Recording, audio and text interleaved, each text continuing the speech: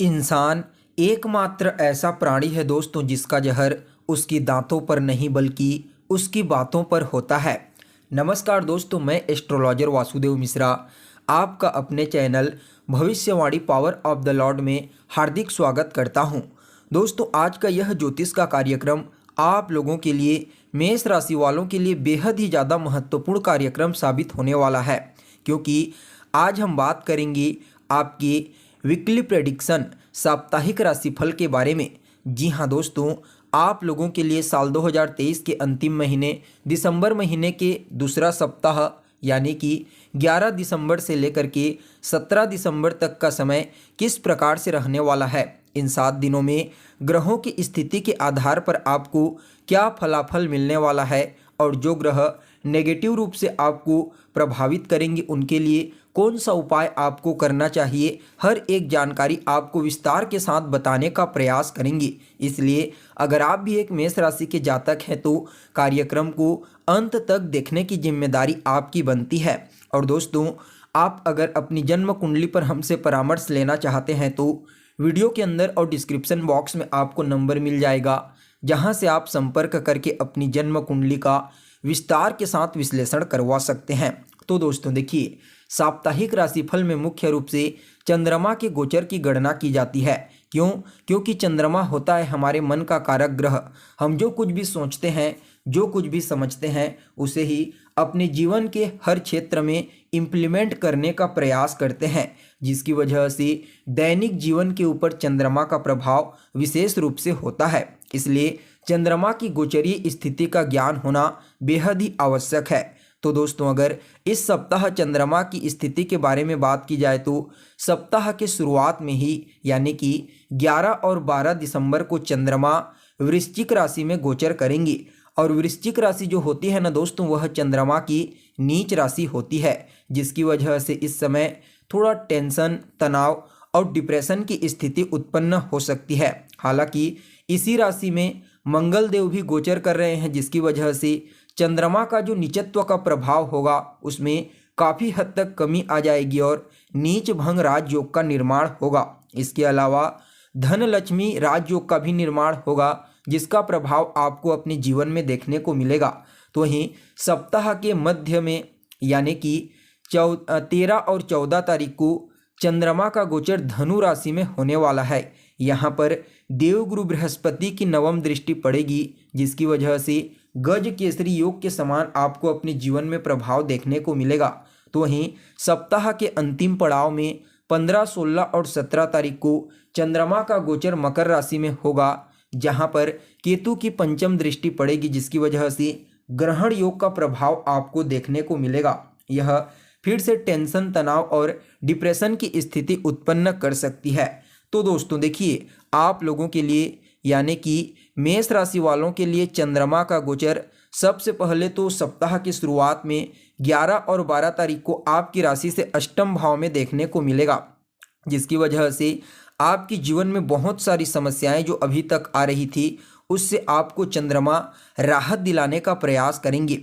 यहाँ पर आप अपने आप को काफ़ी ज़्यादा मजबूत फील करेंगे, आपके साहस में वृद्धि होगी, सामाजिक रिलेशनशिप आपका बेहतर होगा, पारिवारिक जीवन में भी तालमेल काफ़ी अच्छा देखने को मिलेगा, परिवार के लोगों के साथ आपके संबंध बेहतर होंगे। इस समय पारिवारिक जीवन में कुछ भौतिक वस्तुओं की आप प्राप्ति करने वाले हैं। साथ ही साथ देखा जाए तो इस समय आपको अपने कुटुंब परिवार का सहयोग मिलेगा। ससुराल पक्ष से भी कोई शुभ समाचार की प्राप्ति हो सकती है, जिससे आपका मन प्रसन्न रहेगा। आपकी माता के स्वास्थ्य में काफ़ी हद तक सुधार होगा और किसी भी प्रकार का कोई कानूनी परेशानी अभी तक आपको फेस करनी पड़ रही थी उससे छुटकारा मिलेगा।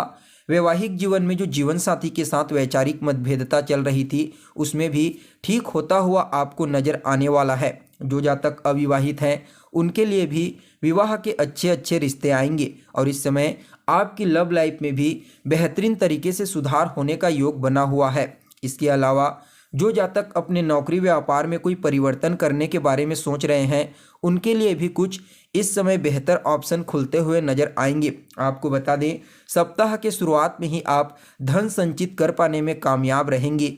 इसके अलावा इस समय आपके जीवन में धन का आगमन भी बड़ी तेजी से होने लगेगा। तो वहीं दोस्तों सप्ताह के मध्य में 13 और 14 तारीख को चंद्रमा का गोचर आपकी राशि से नवम स्थान में भाग्य भाव में होगा, जिसकी वजह से यह आपके जीवन में प्रमोशन पदोन्नति के लिए समय बहुत ही बेहतरीन रहेगा। आपकी संतान की तरक्की होगी जिससे आपका मन प्रसन्न रहेगा। संतान कंसीव होने से रिलेटेड कोई गुड न्यूज़ की प्राप्ति आपको हो सकती है। कहीं पर आप अपने फैमिली मेंबर के साथ घूमने के लिए जा सकते हैं। इस समय आपके सीनियर के साथ तालमेल अच्छे रहेंगे और पिता के साथ भी संबंधों में मधुरता आएगी जिससे आपका मन प्रसन्न रहेगा। तो वहीं आपका भाग्य आपका सपोर्ट करेगा। धार्मिक क्रियाकलाप में आपकी रुचि बढ़ेगी और हो सकता है इस समय विदेश जाने का मौका भी आपको प्राप्त हो जाए। तो वहीं दोस्तों सप्ताह के अंतिम पड़ाव में यानी कि 15, 16 और 17 दिसंबर को चंद्रमा आपके 10वें स्थान में गोचर करेंगे। हालांकि यहाँ पर केतु की पंचम दृष्टि पड़ेगी जिसकी वजह से कुछ टेंशन और तनाव की स्थिति तो उत्पन्न हो सकती है, लेकिन जिन लोगों को नौकरी व्यापार में दिक्कत हो रही थी अपने कर्म क्षेत्र में, उन लोगों को इस समय अच्छी खबर सुनने को मिलेगी। अगर आप कोई नई ज्वाइनिंग लेना चाहते हैं तो आप ले सकते हैं, वहाँ पर आपको सफलता मिलेगी। सीनियर के साथ आपके रिश्ते बेहतर तो होंगे लेकिन उसके लिए आपको झुकना पड़ेगा। साथ ही साथ यहाँ पर आपके जीवन में पद प्राप्ति के लिए थोड़ा ज़्यादा ही आपको संघर्ष करना पड़ सकता है। आपके अंदर इस समय ऊर्जा की कमी महसूस हो सकती है, थोड़ा डिप्रेशन का शिकार आप हो सकते हैं। इसलिए दोस्तों हर चीज़ को पहले अच्छे से निरीक्षण कर लीजिए, उसके बाद अपना प्रेजेंटेशन देंगे तो निश्चित तौर पर आपको अपने कार्य क्षेत्र में विशेष रूप से सफलता की प्राप्ति होगी। तो वहीं समाज में आपकी ख्याति बढ़ेगी, आपकी प्रसिद्धि बढ़ेगी। इस समय भूमि, भवन, मकान, वाहन जैसी चीज़ों में भी आपको लाभ के अवसर प्राप्त होने वाले हैं। विद्यार्थियों के लिए भी यह समय अत्यंत ही श्रेष्ठ कहा जा सकता है। उनके शिक्षा के क्षेत्र में वृद्धि होगी और उच्च पद प्राप्ति के लिए आप प्रयास कर रहे हैं तो आपको थोड़ा और ज़्यादा मेहनत करने की आवश्यकता है। इस समय आपको कार्य क्षेत्र पर जो बदनाम करने की कोशिश की जा रही थी उससे भी आप अपना ध्यान हटाएंगे और इस समय किसी दूसरे के पक्ष में बिना इन्वॉल्व होते हुए अपने कार्य को बेहतरीन तरीके से करने का प्रयास करेंगे, जिससे काफ़ी हद तक आपको अपने कार्य क्षेत्र में विशेष रूप से सफलता की प्राप्ति होने वाली है। यानी कि यह जो सप्ताह रहने वाला है, शुरू के दिनों में अच्छा प्रभाव देखने को मिलेगा, मध्य के दिनों में भी अच्छा परिणाम देखने को मिलेगा, लेकिन अंतिम के जो 3 दिन होंगे उसमें थोड़ा सा टेंशन और चिंता की स्थिति देखने को मिल सकती है केतु के प्रभाव के कारण। फिर भी इस सप्ताह आपको कई मामलों में सकारात्मक रिजल्ट प्राप्त होंगी। इस सप्ताह को और ज़्यादा श्रेष्ठ और मजबूत बनाने के लिए आपको रोजाना हनुमान जी के मंदिर में जाना है, उनका दर्शन करना है, मंदिर की साफ सफाई करनी है और शनिवार के दिन शिवलिंग के ऊपर 1 लोटा जल में दूध और आपको काला तिल और सफ़ेद तिल को मिला करके अर्पित करना है। आपके लिए यह सप्ताह बहुत ही श्रेष्ठ साबित होगा। तो दोस्तों हमें उम्मीद है जानकारी आपको पसंद आई होगी। फिर मिलेंगे एक नए और ताज़ा एपिसोड में, तब तक के लिए इजाज़त दीजिए। नमस्कार।